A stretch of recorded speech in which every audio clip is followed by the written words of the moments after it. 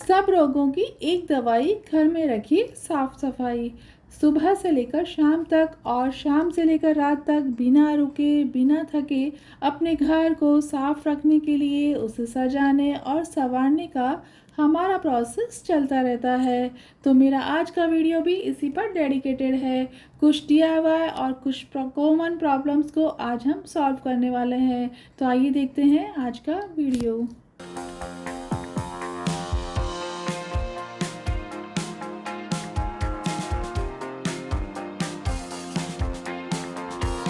केला जल्दी ख़राब ना हो इसके लिए हमें हमेशा सजेस्ट किया जाता है कि उसे टांग कर रखिए। तो बस इसी बात को ध्यान में रखते हुए मैं बना रही हूँ एक बहुत ही सिंपल और यूज़फुल डीआईवाई। इसके लिए मैंने यहाँ पर 2 डोरियाँ ले ली है और ऊपर की साइड एक नॉट बांधकर एक लूप तैयार कर रही हूँ जिससे हम उसे टांग सकें। अब इसकी जो 4 भुजाएं हैं उन सभी में मैं छेद करके एक एक ढक्कन पिरो दूंगी। मेरे पास कुछ पेंट की बोतलें सूख गई थी तो मैंने उन्हीं का ढक्कन यूज़ कर लिया है। वीडियो में दिखाए अनुसार सभी डोरियों में नीचे की साइड भी एक मैं गिठान लगा लूँगी जिससे ढक्कन बाहर ना निकल सके। तो ये डीआईवाई तो हमारा बनकर तैयार हो गया। आइए देखते हैं ये काम करता है या नहीं। अब जब मैं ये बना ही रही थी तो बच्चे बार बार आकर पूछ रहे थे कि मम्मी आप ये क्या बना रही हैं। अब जब ये बनकर तैयार हो गया है तो इसमें से तोड़कर केला खाने की इच्छा भी उनकी बढ़ गई है। तो जल्दी से देखिए फाइनल व्यू, क्योंकि इसके बाद इसमें एक भी केला बचने वाला नहीं है। चिपचिपे केले और उन पर मंडराती मक्खियों से जो मैस होती है वो प्रॉब्लम तो हमारी सॉल्व हो गई। अब बारी है हमारे दूसरी डीआईवाई की। घर बिखरा बिखरा ना रहे, नीट और अरेंज रहे, इसके लिए ज़रूरत है हर चीज़ की एक जगह हो, उसका एक घर हो। तो ऐसी ही एक और प्रॉब्लम को सॉल्व करने के लिए मैंने यहाँ पर एक कार्डबोर्ड बॉक्स ले लिया है। इसके साइड में मैंने 2 होल बना दिए हैं। बॉक्स स्टडी बना रहे इसके लिए इसके ढक्कन को मैं नीचे की साइड ही लगा दूंगी। मेरे पास ये एक पुरानी चूड़ा चूड़ा राखी रखी थी तो बस इसी में मैं हैंडल तैयार करने की सोच रही हूँ। 2 जूड़ा पिन भी मैंने निकाल ली है। देखते हैं ये प्रॉपरली बन पाता है या नहीं। आइडिया काम तो कर रहा है। अब अंदर की जो पिने हैं वो अपनी जगह पर बनी रहे इसके लिए मैं इसके ऊपर एक टेप चिपका दूंगी। डिब्बा वैसे ही बहुत सुंदर लग रहा है इसलिए मैंने इसे कुछ डेकोरेट नहीं किया है। तो एक्स्ट्रा सामान जो घर में अक्सर मैस क्रिएट करते हैं मेरे पास भी रखे थे तो उन्हीं को मैं इसमें अरेंज कर कर रखने वाली हूँ।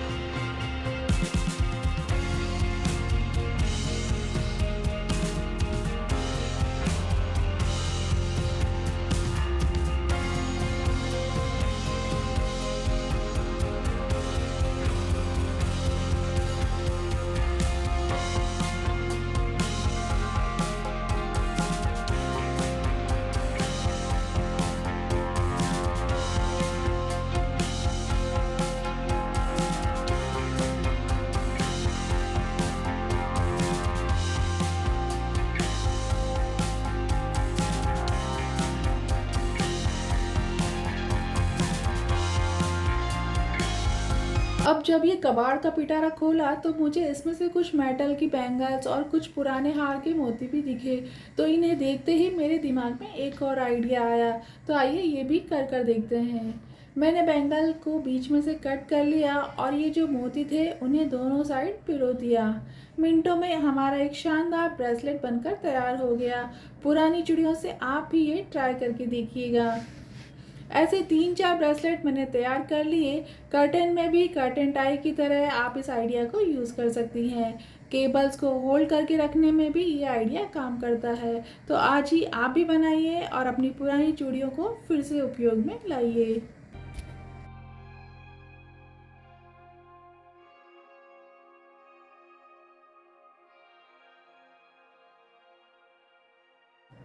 मेटल की बैंगल्स जो हाथ में पहनते और उतारते समय कभी कभी टेढ़ी मेढ़ी सी हो जाती है, तो उन्हें आप गिलास की मदद से फिर से राउंड शेप में ला सकती हैं। गिलास में डालकर चारों तरफ से प्रेशर लगाइए और जब ये पूरी तरीके से राउंड हो जाए तो हल्के हाथों से इसे निकाल लीजिए। आपकी बैंगल फिर से तैयार है अगली बार पहनने के लिए।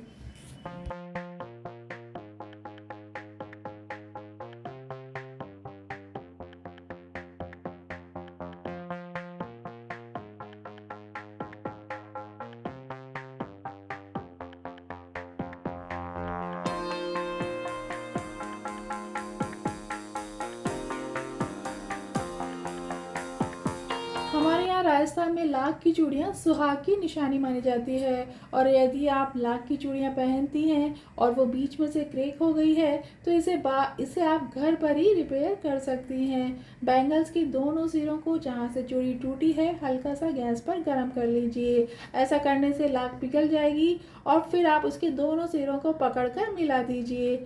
लाख गर्म होती है, ध्यान से कीजिएगा, कहीं हाथ में जल जाए। आप चाहें तो प्लकर यानी कि चिमटी की मदद भी ले सकती हैं। हमने तो हमारी मम्मी को बचपन से ऐसे ही करते हुए देखा है, इसलिए मैं तो इसे आसानी से हाथ से ही कर लेती हूँ।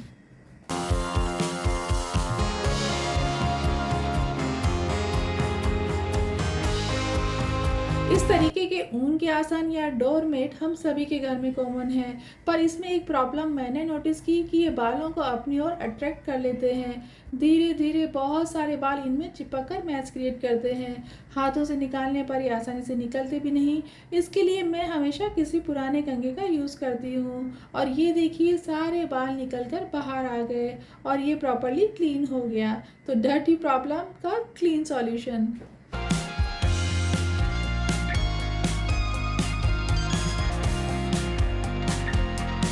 घर में जो सबसे ज़्यादा मैसी एरिया होता है वो है हमारा सिंक एरिया। तो इसकी प्रॉपर क्लीनिंग के लिए मैं आपको एक सिंपल आइडिया बताना चाहूँगी। जैसे हम बर्तनों को साफ़ करते हैं, ठीक वैसे ही ये भी तो स्टील से बना हुआ एक बड़ा बाउल ही तो है। तो बस इसे भी बर्तनों की तरह ही हमें साफ़ करना है और धो देना है। जितनी बार ये गंदा हो हर बार आप विम लगाइए और इसे धो दीजिए, ये चमक उठेगा। ठीक इसी तरह मेरा ये नल भी स्टेनलेस स्टील का है, तो इसे भी मैं विम लगाकर मांज देती हूँ और धो देती हूँ। देखिए ये भी एकदम चमक उठा है, बिल्कुल नए जैसा।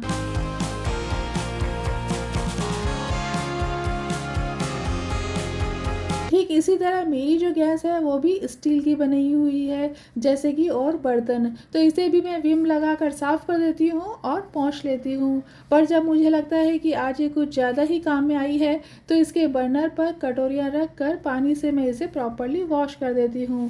कटोरियाँ रखने से बर्नर गीला नहीं होता और मैं भी अपना काम आसानी से कर पाती हूँ। तो इस तरीके से किचन के इस डर्टीएस्ट पार्ट को मैं हमेशा क्लीन और चमकता हुआ रखती हूँ।